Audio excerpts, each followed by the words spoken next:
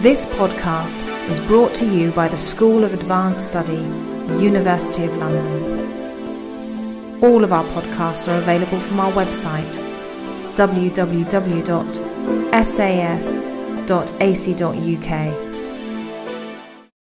Now we have a paper from Luca Trenta from Durham University about Kennedy and Cuba.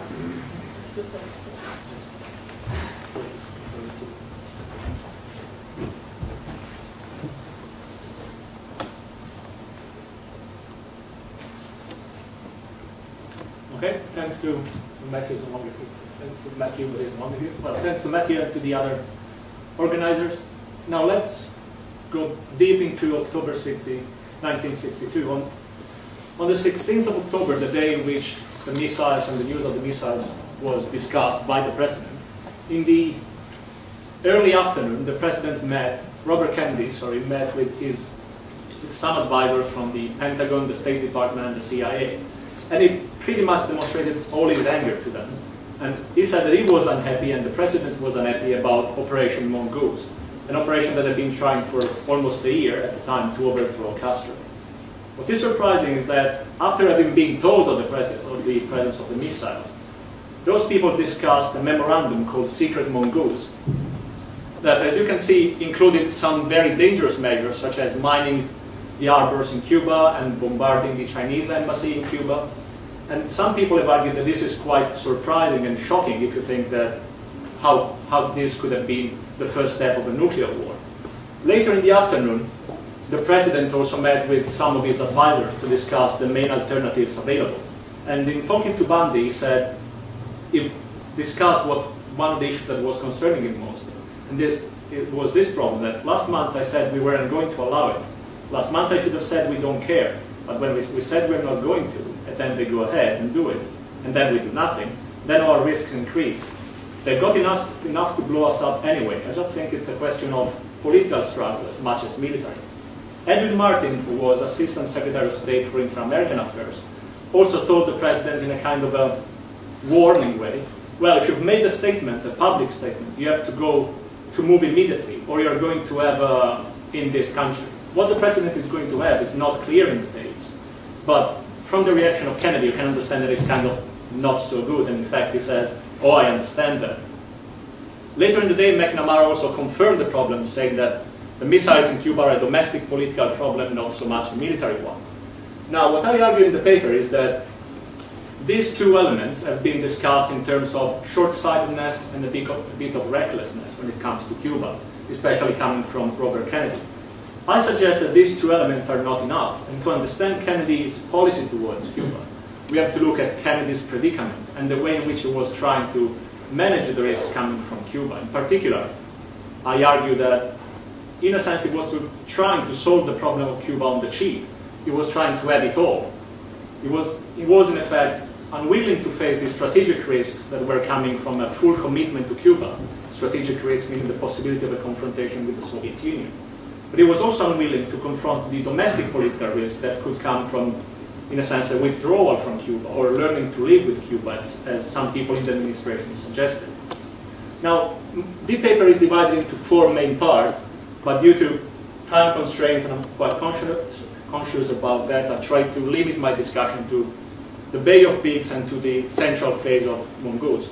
Now, just a few words. As you know, certainly as we heard this morning, the story between Kennedy and Castro started surprisingly on a positive note, with Senator Kennedy actually lamenting the treatment received by Fidel Castro when he visited the US, with Eisenhower famously going to play golf while Castro visited the US. Later, however, in the campaign, he positioned himself on the very opposite extreme, criticizing the US for not doing enough against Castro. And all his statements, all the pledges made during the campaign, all the strong rhetoric, in a sense, boxed Kennedy when he entered the White House. When he entered the White House, in fact, he was largely unable, I argue, to stop the momentum behind the CIA preparations. However, he was unwilling to face the risk of a full commitment, of a full invasion. And to be sure, there were plenty of risks. As I argued, there were risks on the domestic political side, because of course he would have betrayed these campaign pledges.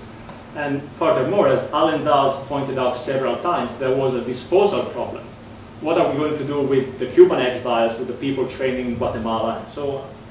However, there were also strategic risks coming from inaction. In particular, there was a sort of extra disposal problem, and some members of the fighting force in Cuba actually have suggested that they might have created serious problem within the region. Now, this might be an overstatement or people bragging, but it might also be credible. Hernando Oliva, one of the commanders of the force, admitted that they would have created massive problems in Guatemala, that the force was ready to fight the Guatemalan government and possibly to invade Guatemala. However, there were also risks inherent in a complete action, in particular strategic nightmares from a possible Soviet reaction, if not in Cuba, in other travel spots at the time, say Laos or Berlin. And also there was a risk, a strategic political risk, that the image of the new US image that Kennedy was trying to build was going to be shattered by the return of ghost of gunboat diplomacy and the US invading a tiny island. So Arthur Schlesinger pointed out these problems for the president. He suggested that the trouble with the operation is that the less the military risk, the greater the political risk, and vice versa. It seems to me that utilization of the men under conditions of minimum political risk is clearly the thing to aim for. And we could argue that Kennedy kind of followed the advice of Schlesinger, but he went ahead anyway. As you might know, Kennedy imposed a whole series of restrictions on the invasions, changing the landing site, reducing the number of airstrikes, and so on. But what I argue is that to understand the green light given by Kennedy to the operation, we have to look at how the operation was portrayed to him. He was convinced by Richard Bissell and Alan Dobbs that the operation was virtually risk-free, that there were no strategic risks because if the best occurs, these forces will oust Castro. If the worst occurs, they can develop into a guerrilla force and move into the Escambray Mountain. And on the political side, they assured Kennedy that the deniability was full and complete. US end could be convincingly hidden.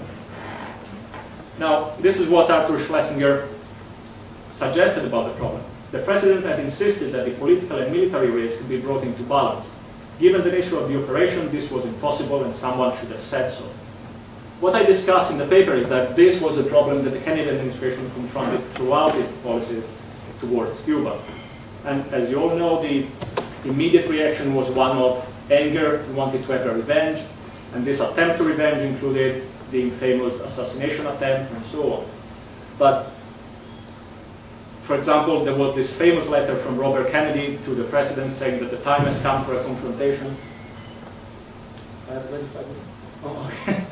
The time has come for a confrontation, because in a few months the situation will be vastly worse. Now, I'm going to skip this part because it's been treated quite a lot by historians on assassination attempts and so on. I would like to focus more on the Operation Mongoose, because I think that even here we can see the same problem.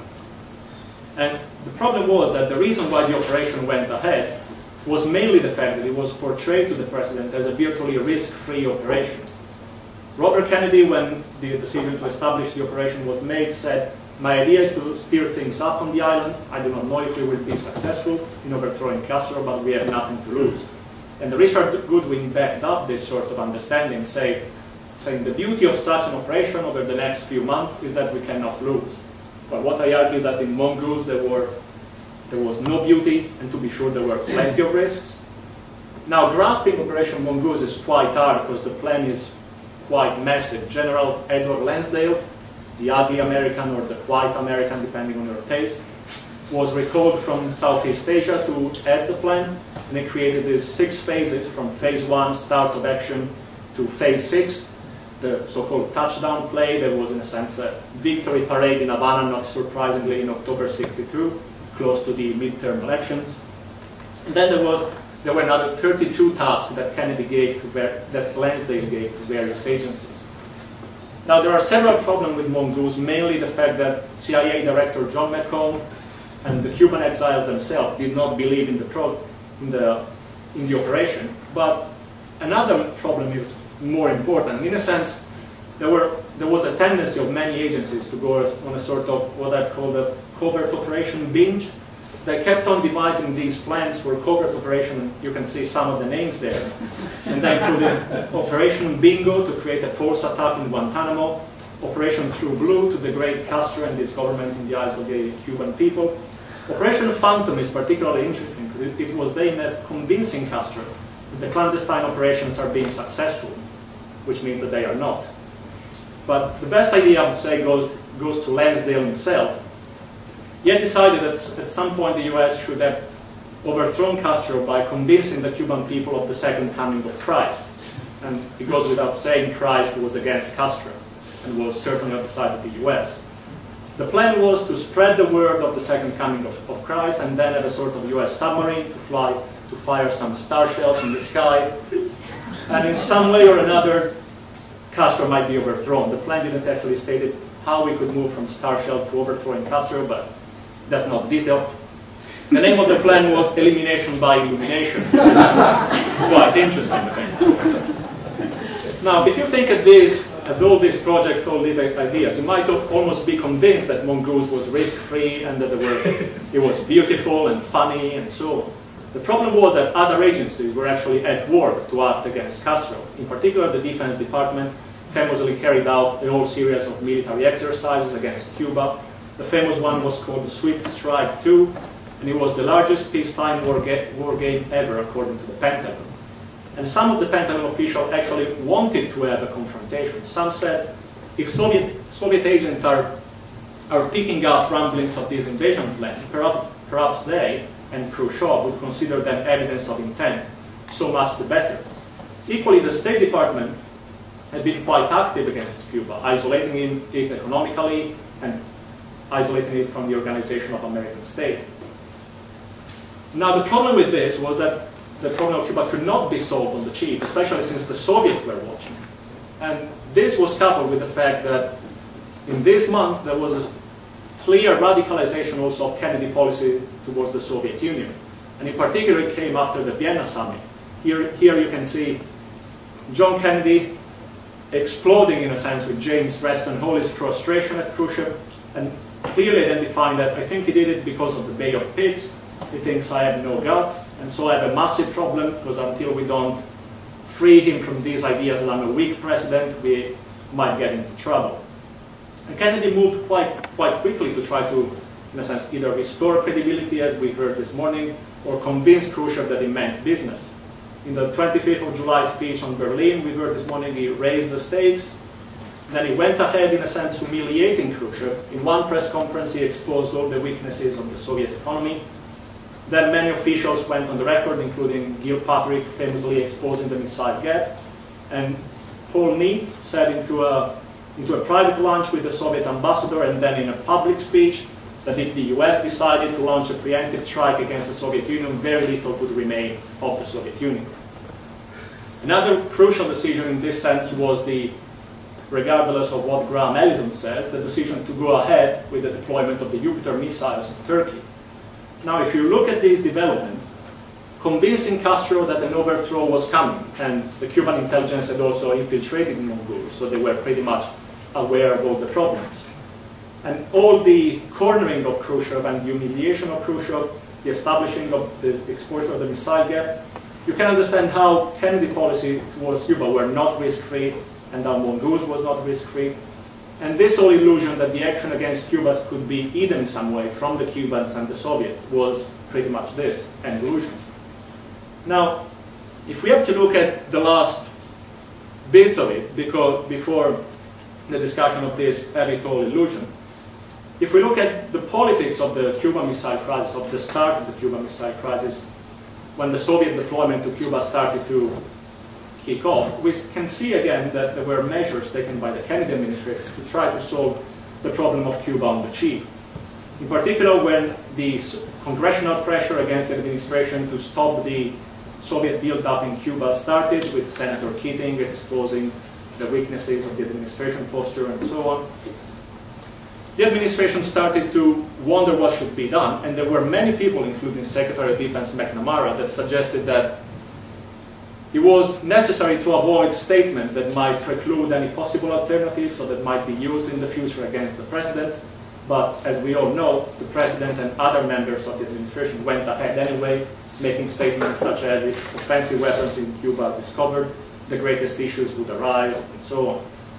As we've seen at the start with Kennedy's statement, these statements actually came back to haunt him once the missiles were discovered. The second measure that was taken, again, showing a remarkable short-termism, if you want, is what has been recently discussed as the so-called photo gap, meaning the US feared another U-2 incident over Cuba after two U-2 incidents over China and over the USSR.